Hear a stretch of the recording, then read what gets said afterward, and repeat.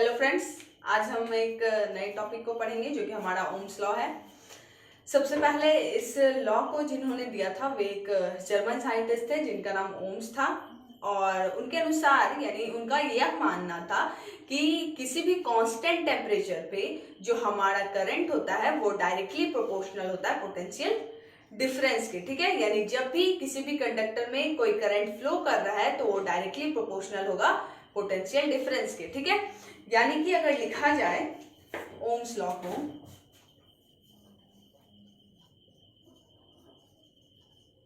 तो क्या होगा, अकॉर्डिंग टू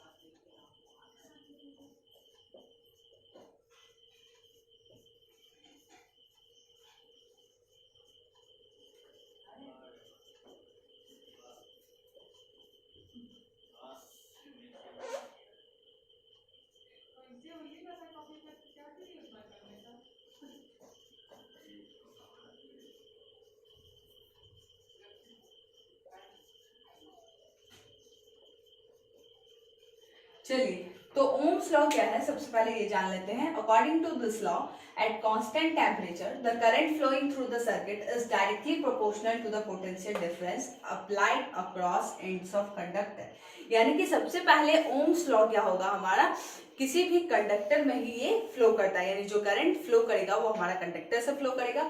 इसमें क्या होगा कि किसी भी कांस्टेंट टेम्परेचर पे यानी कोई फिक्स टेम्परेचर पे जो है हमारा जो करंट होगा वो डायरेक्टली प्रोपोर्शनल होगा पोटेंशियल डिफरेंस के। ठीक है, यानी कि V जो होगा वो हमारा डायरेक्टली प्रोपोर्शनल होगा I के। ठीक है, अब क्या है, प्रोपोर्शनैलिटी जब भी टूटता है तो एक कांस्टेंट ऐड होता है, तो उसी तरीके से यहाँ प्रोपोर्शनैलिटी टूटेगा तो इक्वेशन में ये चेंज होगा जिसमें कि हमारा एक कांस्टेंट ऐड होगा जो कि हमारा क्या होगा, R होगा। ठीक है, V इक्वल्स टू RI लिख सकते हैं या V इक्वल्स टू IR लिख सकते हैं। ठीक है, यानी कि हमारा जो पोटेंशियल डिफरेंस था वो डायरेक्टली प्रोपोर्शनल था करंट का।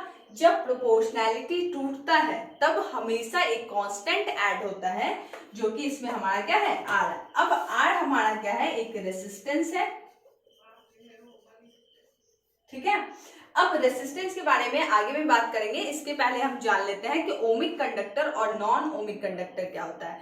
तो ओमिक कंडक्टर हमारा क्या होता है कि वैसा कंडक्टर जो कि ओम्स लॉ को फॉलो करता है उसे हम ओमिक कंडक्टर कहते हैं, और वैसा कंडक्टर जो कि हमारा ओम्स लॉ को फॉलो नहीं करता है उसे हम नॉन ओमिक कंडक्टर कहते हैं। ठीक है, चलिए इसके बाद हम रेसिस्टेंस के बारे में पढ़ेंगे।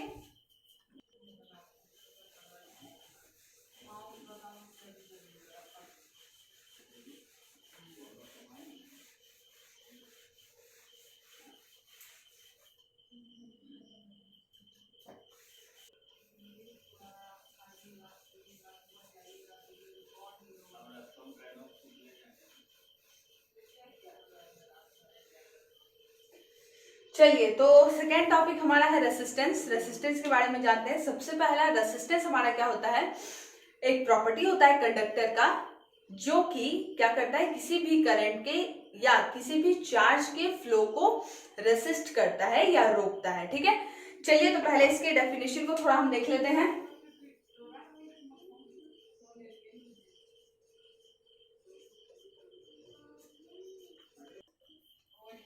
It is the property of conductor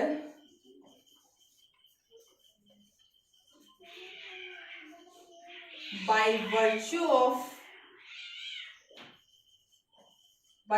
of it resist the flow of charge through it. ठीक है, चलिए तो हमारा रेसिस्टेंस क्या है, एक ऐसा प्रॉपर्टी है कंडक्टर का जो कि किसी किसी भी चार्ज को या चार्ज के फ्लो को क्या करता है, रेसिस्ट करता है या रोकता है, ठीक है, या उसका प्रतिरोध बनता है, यानी कि उसे आगे जाने से थोड़ा बहुत रोक सकता है, ठीक है। आगे अगर हम देखें तो जो ओम्स लॉ था वो हमारा था V equals to I R, इस तरीके से। इस फॉर्मूले से हम क्या रेसिस्टेंस को निकाल सकते हैं। रेसिस्टेंस क्या होगा हमारा, V बाय आई हो जाएगा। R हमारा यहाँ रेसिस्टेंस है, ठीक है। फिर V हमारा हो गया पोटेंशियल डिफरेंस और I हमारा करंट, ठीक है। चलिए, तो रेसिस्टेंस समझ में आ गया होगा। आगे देखते हैं इसका ऐसा यूनिट जो होता है रेसिस्टेंस का वो होता है ओम, जिसको कि इस सिंबल से रिप्रेजेंट किया जाता है, ठीक है। अब जो है रेसिस्टेंस 1 ओम होगा, कैसे, इसको देख लेते हैं। यहाँ पर R इक्वल्स टू क्या है, V बाय आई है। अगर 1 वोल्ट पोटेंशियल डिफरेंस हो और चार्ज अगर हमारा 1 क्या हो, एम्पेयर हो, तो हमारा जो रेसिस्टेंस होगा वो हमारा 1 ओम होगा, ठीक है। चलिए, तो एक बार फिर से मैं इसे समझा देती हूँ कि जो रेसिस्टेंस होता है उसका ऐसा यूनिट हमारा ओम होता है, जिसे इस सिंबल से रिप्रेजेंट किया जाता है। उसके बाद फिर क्या है कि जो 1 ओम है, 1 ओम रेसिस्टेंस को कैसे हम डिफाइन कर सकते हैं। तो जब 1 वोल्ट करंट और चार्ज हमारा कितना होगा, सॉरी करंट हमारा कितना होगा, 1 एम्पियर होगा और पोटेंशियल डिफरेंस अगर 1 वोल्ट होगा तो जो हमारा रेसिस्टेंस होगा वो 1 ओम होगा, ठीक है। चलिए, तो इसका भी डेफिनेशन हम देख लेते हैं।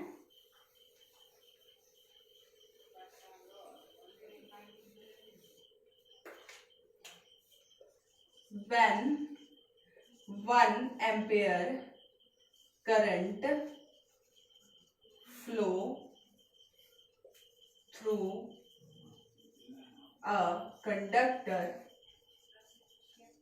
and potential difference is 1 volt, then the resistance is 1 ohm, ठीक है, क्लियर है। चलिए, इसके बाद हमारा ग्राफ, यानी कि जो हमारा ओम्स लॉ है जिसमें कि पोटेंशियल डिफरेंस और करंट है, उसका ग्राफ कैसा होगा उसके बारे में जान लेते हैं।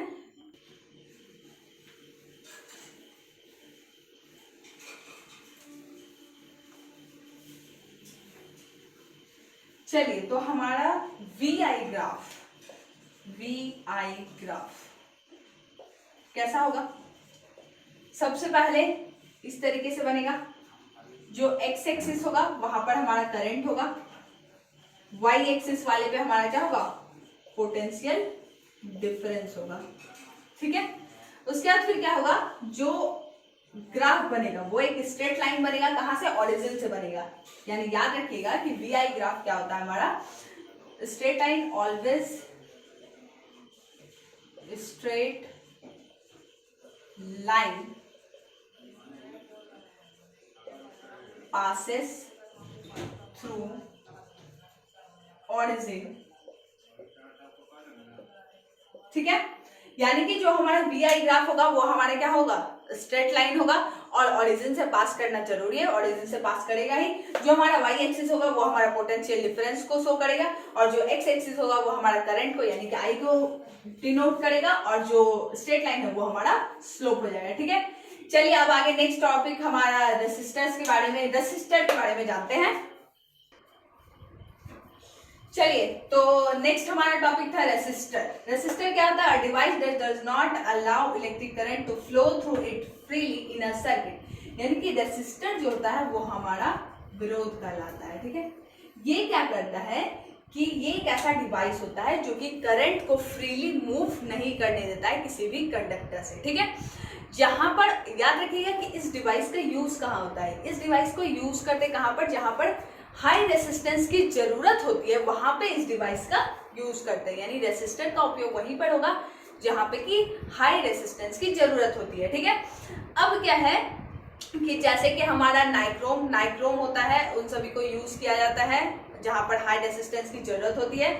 आगे नेक्स्ट टॉपिक के बारे में जानेंगे जो कि हमारा क्या होगा, वेरिएबल रेसिस्टेंस होगा या रियोस्टेट होगा। चलिए तो नेक्स्ट टॉपिक के बारे में हम जान लेते हैं, जो कि हमारा वेरिएबल रेसिस्टेंस है।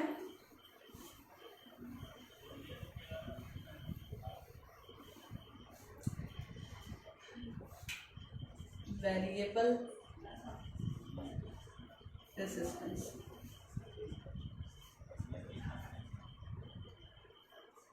ठीक है, जिसको कि हम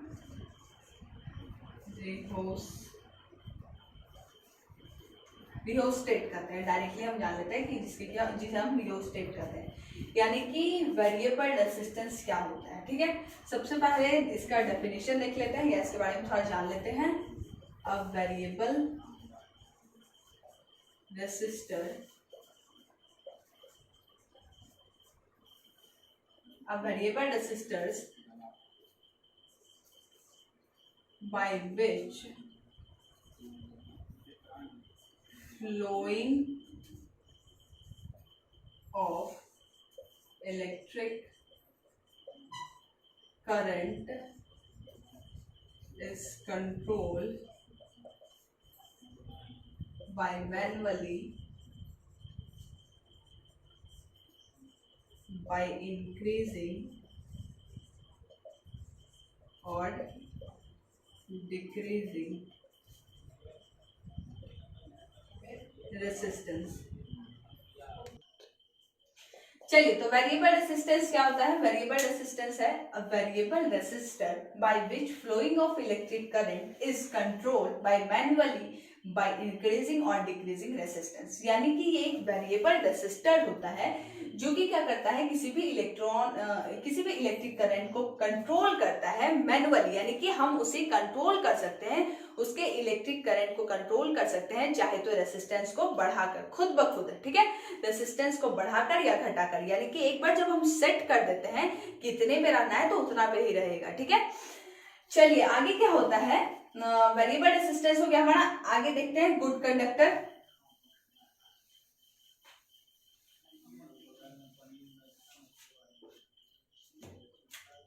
good conductor,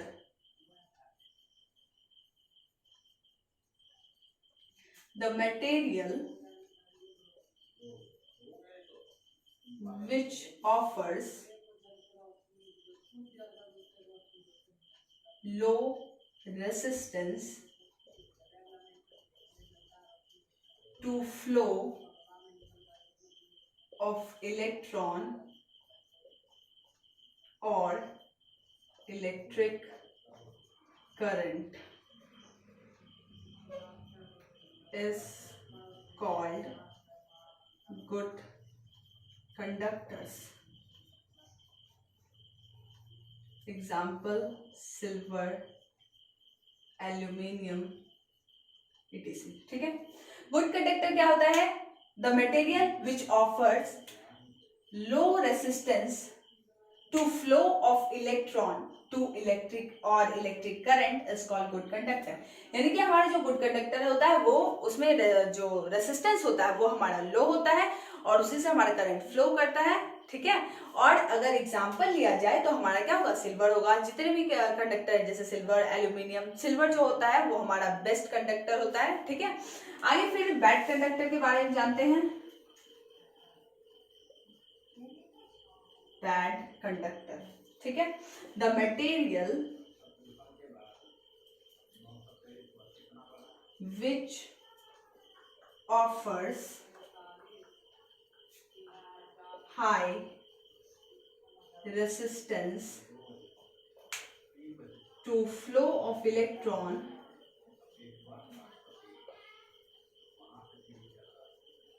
is called bad conductors। Example हमारा हो जाएगा मरकरी, लीड, ऐसे। ठीक है, अब बैड कंडक्टर के बारे में जानते हैं। The material which offers high resistance to flow of electron is called bad conductor. यानी कि वैसा मटेरियल जो कि क्या करता है, हाई रेसिस्टेंस फ्लो करता है, यानी हाई रेसिस्टेंस फ्लो करता है, जिससे कि इलेक्ट्रॉन हमारा फ्लो करता है, यानी कि अगर सीधा सीधी उसमें समझे तो जो रेसिस्टेंस होता है वो हमारा हाई होता है। एग्जाम्पल में अगर लिया जाए तो वो हमारा मरकरी होगा, लीड होगा। ठीक है, चलिए अब आगे हम जानते हैं इंसुलेटर के बारे में। चलिए तो आगे इंसुलेटर के बारे में जान लेते हैं। The material which offer very high resistance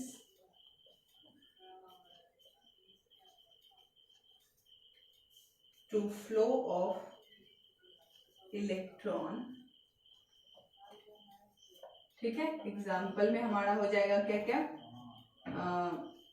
would, plastic, ऐसे।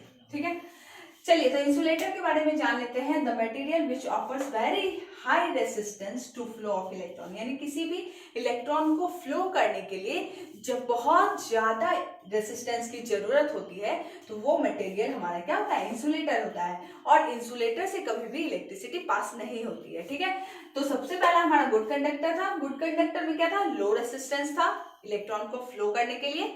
उसके बाद फिर क्या होता है, हमारा गुड कंडक्टर के बाद बैड कंडक्टर था, जिससे कि थोड़ा थोड़ा इलेक्ट्रिसिटी फ्लो करता था, जिसमें कि हाई रेसिस्टेंस था। और लास्ट जो है वो हमारा इंसुलेटर है। इंसुलेटर एक ऐसा मटेरियल है जिसमें कि बहुत ज्यादा रेसिस्टेंस होता है, very very high resistance electron को फ्लो करने के लिए होता है, और उससे क्या होता है, हमारा इलेक्ट्रिसिटी फ्लो कभी भी नहीं करता है। ठीक है, चलिए तो नेक्स्ट टॉपिक के बारे चलिए तो नेक्स्ट टॉपिक हमारा होगा क्या कि रेसिस्टेंस किन किन फैक्टर पे डिपेंड करता है, आखिर कौन कौन सा फैक्टर है जिससे कि हमारा रेसिस्टेंस बढ़ेगा घटेगा, इन सभी के बारे में हम कल जानेंगे। आज के लिए इतना ही।